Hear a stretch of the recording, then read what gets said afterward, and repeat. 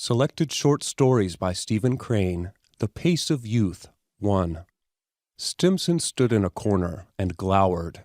He was a fierce man and had indomitable whiskers, albeit he was very small.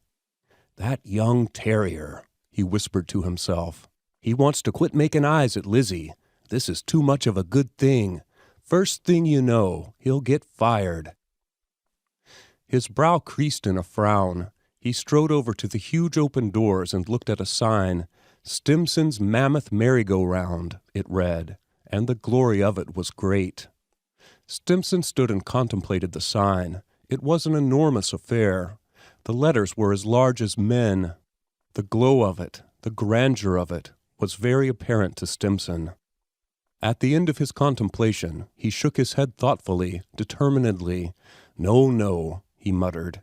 "This is too much of a good thing. First thing you know, he'll get fired." A soft booming sound of surf, mingled with the cries of bathers, came from the beach. There was a vista of sand and sky and sea that drew to a mystic point far away in the northward.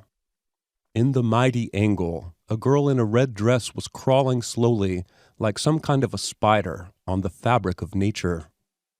A few flags hung lazily above where the bathhouses were marshaled in compact squares. Upon the edge of the sea stood a ship, with its shadowy sails painted dimly upon the sky, and high overhead, in the still sunshot air, a great hawk swung and circled slowly. Within the merry-go-round there was a whirling circle of ornamental lions, giraffes, camels, ponies, goats, glittering with varnish and metal, that caught swift reflections from windows high above them. With stiff wooden legs, they swept on in a never-ending race, while a great orchestrion clamored in wild speed. The summer sunlight sprinkled its gold upon the garnet canopies, carried by the tireless racers, and upon all the devices of decoration that made Stimson's machine magnificent and famous. A host of laughing children bestrode the animals, bending forward like charging cavalrymen, and shaking reins and whooping in glee. At intervals they leaned out perilously to clutch at iron rings that were tendered to them by a long wooden arm. At the intense moment, before the swift grab for the rings, one could see their little nervous bodies quiver with eagerness. The laughter rang shrill and excited. Down in the long rows of benches, crowds of people sat watching the game, while occasionally a father might arise and go near to shout encouragement, cautionary commands, or applause at his flying offspring. Frequently mothers called out, "Be careful, Georgie!" The orchestrion bellowed and thundered on its platform, filling the ears with its long, monotonous song. Over in a corner, a man in a white apron and behind a counter roared above the tumult, "Popcorn! Popcorn!"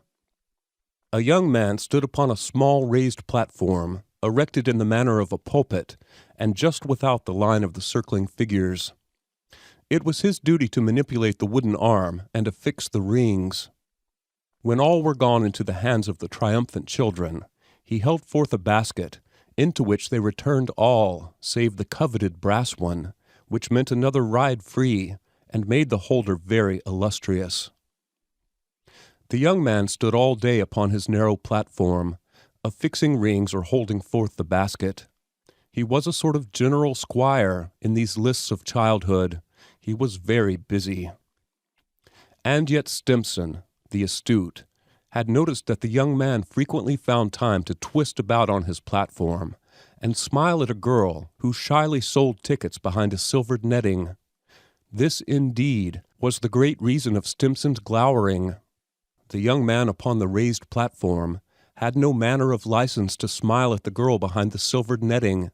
It was a most gigantic insolence. Stimson was amazed at it. "By Jiminy," he said to himself again, "that fellow is smiling at my daughter." Even in this tone of great wrath, it could be discerned that Stimson was filled with wonder that any youth should dare smile at the daughter in the presence of the august father. Often the dark-eyed girl peered between the shining wires, and, upon being detected by the young man, She usually turned her head away quickly to prove to him that she was not interested. At other times, however, her eyes seemed filled with a tender fear lest he should fall from that exceedingly dangerous platform. As for the young man, it was plain that these glances filled him with valor, and he stood carelessly upon his perch, as if he deemed it of no consequence that he might fall from it.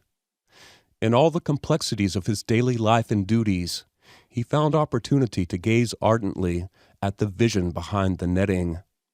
This silent courtship was conducted over the heads of the crowd who thronged about the bright machine. The swift, eloquent glances of the young man went noiselessly and unseen with their message. There had finally become established between the two, in this manner, a subtle understanding and companionship. They communicated accurately all that they felt. The boy told his love, his reverence, his hope in the changes of the future. The girl told him that she loved him, that she did not love him, that she did not know if she loved him, that she loved him. Sometimes a little sign saying cashier in gold letters, and hanging upon the silvered netting, got directly in range and interfered with a tender message. The love affair had not continued without anger, unhappiness, despair. The girl had once smiled brightly upon a youth who came to buy some tickets for his little sister, and the young man upon the platform observing this smile had been filled with gloomy rage. He stood like a dark statue of vengeance upon his pedestal, and thrust out the basket to the children with a gesture that was full of scorn for their hollow happiness, for their insecure and temporary joy. For 5 hours he did not once look at the girl when she was looking at him. He was going to crush her with his indifference. He was going to demonstrate that he had never been serious. However, when he narrowly observed her in secret, he discovered that she seemed more blithe than was usual with her. When he found that his apparent indifference had not crushed her, he suffered greatly. She did not love him, he concluded. If she had loved him, she would have been crushed. For 2 days he lived a miserable existence upon his high perch. He consoled himself by thinking of how unhappy he was, and by swift furtive glances at the loved face. At any rate, he was in her presence, and he could get a good view from his perch, when there was no interference, by the little sign, cashier.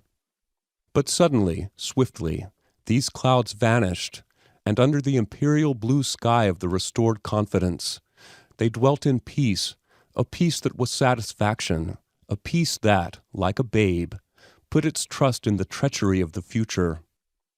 This confidence endured until the next day, when she, for an unknown cause, suddenly refused to look at him. Mechanically, he continued his task, his brain dazed, a tortured victim of doubt, fear, suspicion. With his eyes he supplicated her to telegraph an explanation. She replied with a stony glance that froze his blood. There was a great difference in their respective reasons for becoming angry. His were always foolish, but apparent, plain as the moon. Hers were subtle, feminine, as incomprehensible as the stars, as mysterious as the shadows at night.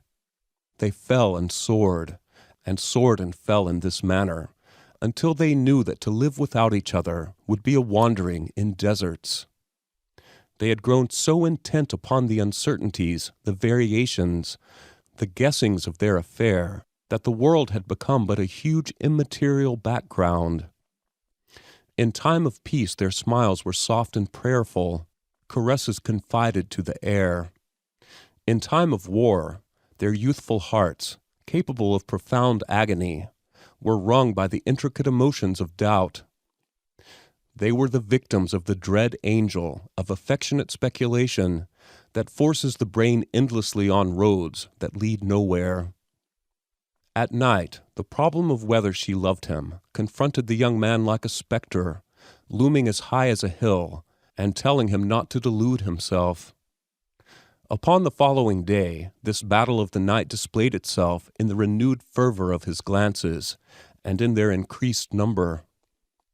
Whenever he thought he could detect that she too was suffering, he felt a thrill of joy. But there came a time when the young man looked back upon these contortions with contempt. He believed then that he had imagined his pain. This came about when the redoubtable Stimson marched forward to participate. "This has got to stop," Stimson said to himself as he stood and watched them. They had grown careless of the light world that clattered about them. They were become so engrossed in their personal drama that the language of their eyes was almost as obvious as gestures. And Stimson, through his keenness, his wonderful infallible penetration, suddenly came into possession of these obvious facts. "Well, of all the nerves," he said, regarding with a new interest the young man upon the perch. He was a resolute man. He never hesitated to grapple with a crisis. He decided to overturn everything at once, for, although small, he was very fierce and impetuous. He resolved to crush this dreaming. He strode over to the silvered netting. "Say, you want to quit your everlasting grinning at that idiot," he said grimly. The girl cast down her eyes and made a little heap of quarters into a stack. She was unable to withstand the terrible scrutiny of her small and fierce father. Stimson turned from his daughter and went to a spot beneath the platform. He fixed his eyes upon the young man and said, "I've been speaking to Lizzie. You better attend strictly to your own business, or there'll be a new man here next week." It was as if he had blazed away with a shotgun. The young man reeled upon his perch. At last he in a measure regained his composure and managed to stammer, "All right, sir." He knew that denials would be futile with the terrible Stimson. He agitatedly began to rattle the rings in the basket and pretend he was obliged to count them or inspect them in some way. He, too, was unable to face the great Stimson. For a moment Stimson stood in fine satisfaction and gloated over the effect of his threat. "I've fixed them," he said complacently, and went out to smoke a cigar and revel in himself. Through his mind went the proud reflection that people who came in contact with his granite will usually ended in quick and abject submission. 2. One evening, a week after Stimson had indulged in the proud reflection that people who came in contact with his granite will usually ended in quick and abject submission, a young feminine friend of the girl behind the silvered netting came to her there and asked her to walk on the beach after Stimson's mammoth merry-go-round was closed for the night. The girl assented with a nod. The young man upon the perch holding the rings saw this nod and judged its meaning. Into his mind came an idea of defeating the watchfulness of the redoubtable Stimson. When the merry-go-round was closed and the two girls started for the beach, he wandered off aimlessly in another direction, but he kept them in view, and as soon as he was assured that he had escaped the vigilance of Stimson, he followed them. The electric lights on the beach made a broad band of trimmering light, extending parallel to the sea, and upon the wide walk there slowly paraded a great crowd intermingling, intertwining, sometimes colliding. In the darkness stretched the vast purple expanse of the ocean, and the deep indigo sky above was peopled with yellow stars. Occasionally, out upon the water, a whirling mass of froth suddenly flashed into view, like a great ghostly robe appearing, and then vanished, leaving the sea in its darkness, from whence came those bass tones of the water's unknown emotion. A wind, cool, reminiscent of the wave wastes, made the women hold their wraps about their throats and caused the men to grip the rims of their straw hats. It carried the noise of the band in the pavilion in gusts. Sometimes people unable to hear the music glanced up at the pavilion and were reassured upon beholding the distant leader still gesticulating and bobbing, and the other members of the band with their lips glued to their instruments. High in the sky soared an unassuming moon, faintly silver. For a time the young man was afraid to approach the two girls. He followed them at a distance and called himself a coward. At last, however, he saw them stop on the outer edge of the crowd and stand silently listening to the voices of the sea. When he came to where they stood, he was trembling in his agitation. They had not seen him. "Lizzie," he began, The girl wheeled instantly and put her hand to her throat. "Oh, Frank, you frightened me," she said, inevitably. "Well, he stuttered. But the other girl was one of those beings who are born to attend tragedies. She had for love a reverence, an admiration, that was greater the more that she contemplated the fact that she knew nothing of it. This couple with their emotions awed her, and made her humbly wish that she might be destined to be of some service to them. She was very homely. When the young man faltered before them, she, in her sympathy, actually overestimated the crisis and felt that he might fall dying at their feet. Shyly, but with courage, she marched to the rescue. "Why don't you come and walk on the beach with us?" she said. The young man gave her a glance of deep gratitude, which was not without the patronage which a man in his condition naturally feels for one who pities it.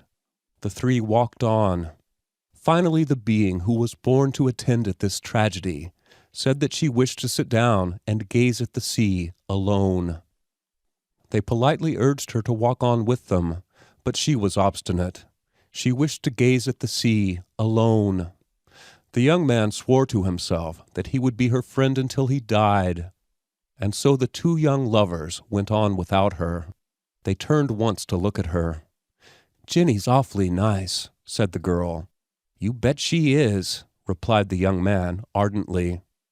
They were silent for a little time. At last the girl said, "You were angry at me yesterday." "No, I wasn't." "Yes, you were, too. You wouldn't look at me once all day." "No, I wasn't angry. I was only putting on." Though she had, of course, known it, this confession seemed to make her very indignant. She flashed a resentful glance at him. "Oh, were you indeed?" she said, with a great air. For a few minutes she was so haughty with him that he loved her to madness. And directly this poem, which stuck at his lips, came forth lamely in fragments. When they walked back toward the other girl and saw the patience of her attitude, their hearts swelled in a patronizing and secondary tenderness for her. They were very happy. If they had been miserable, they would have charged this fairy scene of the night with a criminal heartlessness. But as they were joyous, they faintly wondered how the purple sea, the yellow stars, the changing crowd under the electric lights, could be so phlegmatic and stolid. They walked home by the lakeside way, and out upon the water those gay paper lanterns, flashing, fleeting, and careening, sang to them, sang a chorus of red and violet and green and gold, a song of mystic lands of the future. One day when business paused, during the dull, sultry afternoon, Stimson went uptown. Upon his return, he found that the popcorn man, from his stand over in a corner, was keeping an eye upon the cashier's cage, and that nobody at all was attending to the wooden arm and the iron rings. He strode forward like a sergeant of grenadiers. "Where in the thunder is Lizzie?" he demanded, a cloud of rage in his eyes. The popcorn man, although associated long with Stimson, had never got over being dazed. They've gone round to the house," he said, with difficulty, as if he had just been stunned. "Whose house?" snapped Stimson. Your house, I suppose," said the popcorn man. Stimson marched round to his home. Kingly denunciations surged, already formulated, to the tip of his tongue, and he bided the moment when his anger would fall upon the heads of that pair of children. He found his wife convulsive and in tears. "Where's Lizzie?" And then she burst forth. "Oh, John, John, they've run away. I know they have. They drove by here not 3 minutes ago. They must have done it on purpose to bid me good-bye." For Lizzie waved her hand sad-like, and then before I could get out to ask where they were going or what, Frank whipped up the horse." Stimson gave vent to a dreadful roar. "Get my revolver! Get a hack! Get my revolver! Damn! Do you hear? What the devil?" His voice became incoherent. He had always ordered his wife about as if she were a battalion of infantry, and despite her misery, the training of years forced her to spring mechanically to obey. But suddenly she turned to him, a shrill appeal. "Oh, John, not the revolver." "Confound it, let go of me!" he roared again, and shook her from him. He ran hatless upon the street. There was a multitude of hacks at the summer resort, but it was ages to him before he could find one. Then he charged it like a bull. "Uptown!" he yelled, as he tumbled into the rear seat. The hackman thought of severed arteries. His galloping horse distanced a large number of citizens who had been running to find what caused such contortions by the little hatless man. It chanced, as the bouncing hack went along near the lake, Stimson gazed across the calm gray expanse and recognized a color in a bonnet and a poise of a head. A buggy was traveling along a highway that led to Sorrington. Stimson bellowed, There they are, in that buggy." The hackman became inspired with the full knowledge of the situation. He struck a delirious blow with the whip. His mouth expanded in a grin of excitement and joy. It came to pass that this old vehicle, with its drowsy horse and its dusty-eyed and tranquil driver, seemed suddenly to awaken, to become animated and fleet. The horse ceased to ruminate on his state. His air of reflection vanished.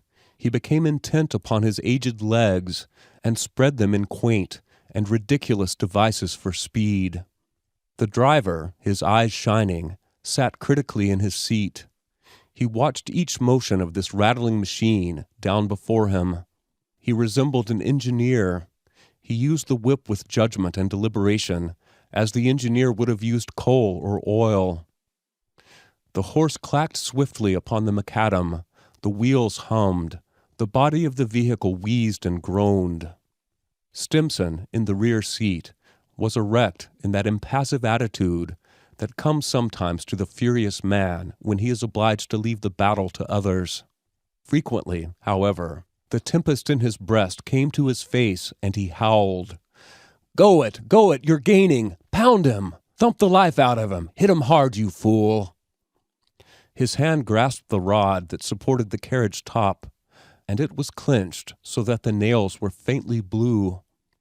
Ahead, the other carriage had been flying with speed, as from realization of the menace in the rear. It bowled away rapidly, drawn by the eager spirit of a young and modern horse. Stimson could see the buggy top bobbing. That little pain, like an eye, was a derision to him. Once he leaned forward and bawled angry sentences. He began to feel impotent. His whole expedition was the tottering of an old man upon the trail of birds. A sense of age made him choke again with wrath. That other vehicle, that was youth, with youth's pace. It was swift flying with the hope of dreams.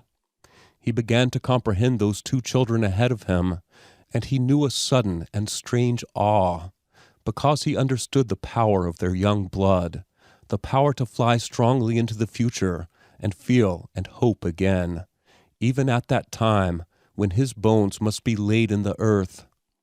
The dust rose easily from the hot road and stifled the nostrils of Stimson.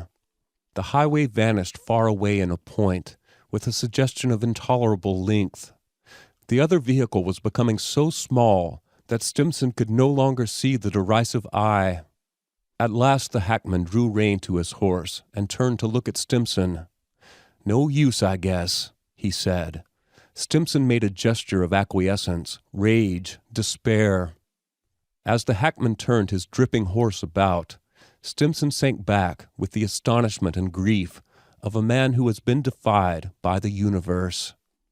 He had been in a great perspiration, and now his bald head felt cool and uncomfortable. He put up his hand with the sudden recollection that he had forgotten his hat. At last he made a gesture. It meant that at any rate he was not responsible. End of The Pace of Youth.